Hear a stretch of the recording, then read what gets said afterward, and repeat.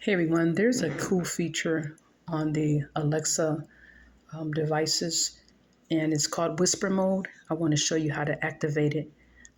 Alexa, activate Whisper Mode. Okay, I've turned on whispered responses. Okay, so now she'll go ahead and whisper responses. Alexa, Alexa, what's the weather in Los Angeles? Currently, in Los Angeles, California, it's 57 degrees Fahrenheit with cloudy skies. Today, you can expect lots of clouds with a high of 59 degrees and a low of 46 degrees.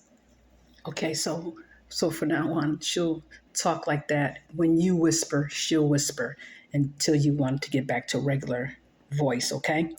So, Alexa, what's the weather in Los Angeles?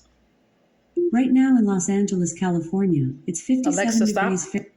All right, that's how you do it. Just if you don't have the whisper mode activated, just say Alexa, activate whisper mode.